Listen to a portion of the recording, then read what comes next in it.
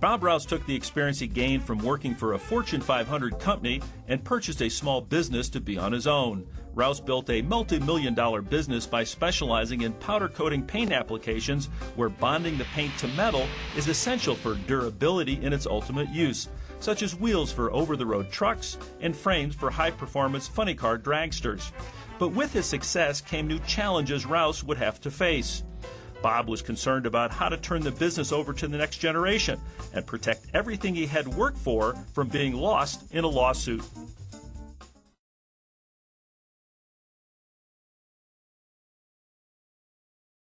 Clark Manufacturing was made up of several little small businesses that were growing, and we had managed to buy a couple of other businesses. They were all under the umbrella of Clark Manufacturing. What your people offered was to come in and restructure this company into several smaller entities. Clark was a large C corporation. We operated under the legal entity of a C corporation. They suggested that we break up that entity into some smaller S corporations, which the tax laws are more favorable to the individual owner. And so we were able to break Clark Manufacturing into 4 different entities, which gave us not only the ability to take advantage of the taxes, but it furthered us from the legal ramifications of a lawsuit or whatever. That first entity was the first line of defense. They had to go through them and completely through them and through our insurance companies before they could get back to Clark, which was the parent entity.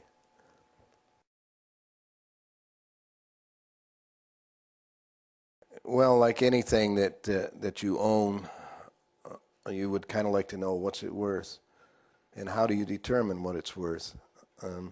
People may think that this desk is worth $10,000, and in fact, it's a reproduction, and you can buy it for $5,000. But the point being, how do you determine what is the value of something? Your representatives came in and showed me a method that is tried and proved with the IRS and how they will put an evaluation on the business.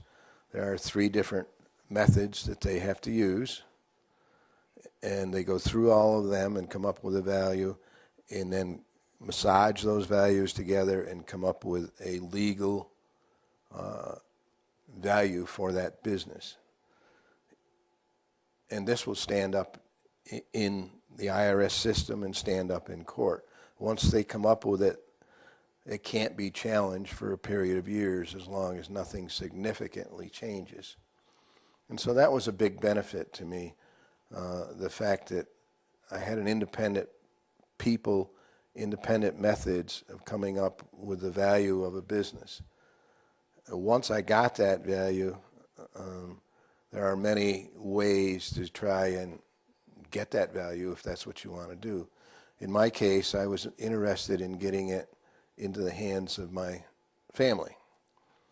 And that would encompass taxes if they purchase it, if they inherit it. Inheritance taxes are atrocious. And so the method that we came up with, this being a C corporation, was that we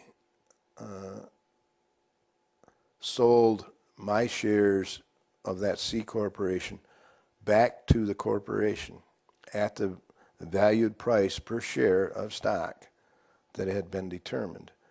That benefit was that the money came out of the earnings of the corporation, not out of my son's pocket or whatever. So a good way to explain it was that I could leave the business, and I couldn't operate the business.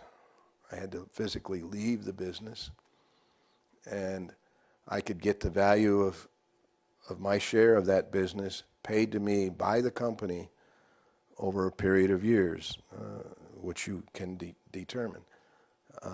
Therefore, the company and its earnings were paying me, not my son.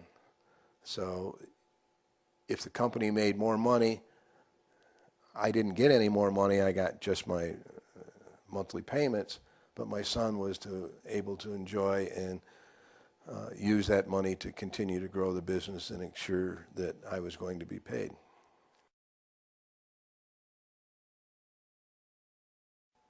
There are many issues that you'll come across in a company where you may be involved in lawsuits, and your company is involved in lawsuits, and actually the company can be taken over, dissolved to pay for this lawsuit.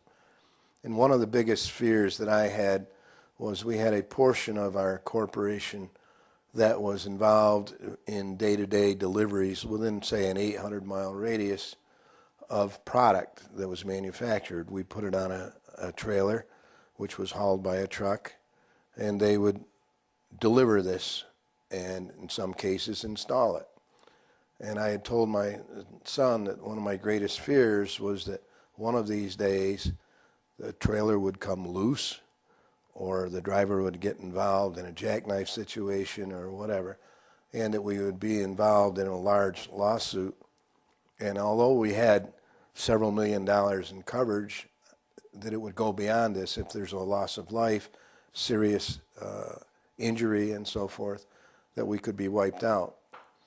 And so it was suggested that we break up that entity and form a corporation, an S corporation, in which it is simply the delivery and installation portion of the business.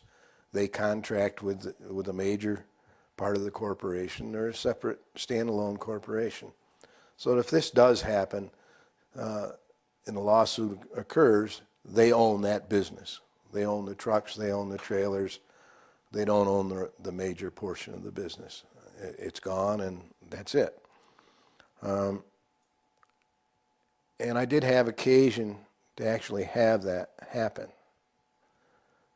One day on a busy interstate during rush hour, the driver had unloaded, and this made the trailer bouncier because it wasn't heavily loaded on the hitch, and it actually came off the hitch and pulled loose and broke the safety change. So here we were going down a road with a loose trailer. The driver was alert enough so that he applied the brakes and kept in front of the trailer. The trailer kept banging and banging as he tried to slow its speed and kind of get it under control.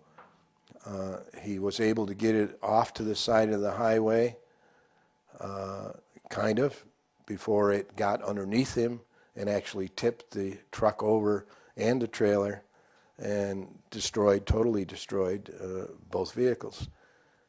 The driver was able to crawl out a window, and as he appeared on the side of the road, many of the people that were behind him stopped to see if they could be of assistance.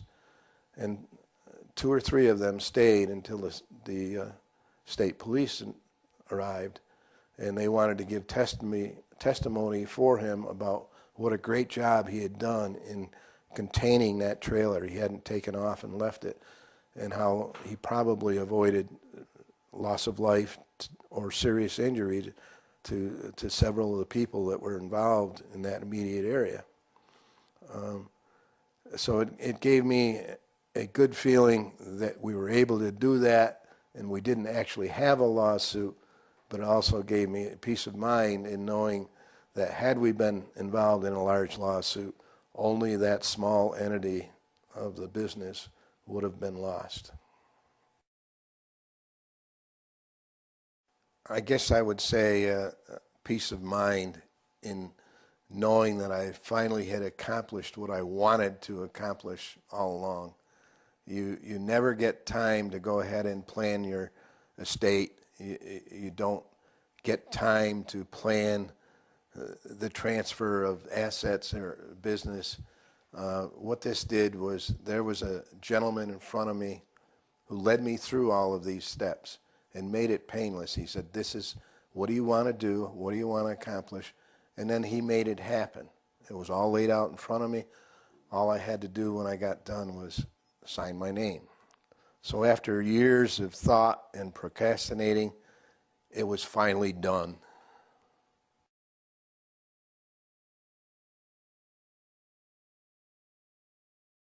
First of all, the knowledge that you gain on all of the tax laws, the legal ramifications of planning your estate or transfer of assets is overwhelming.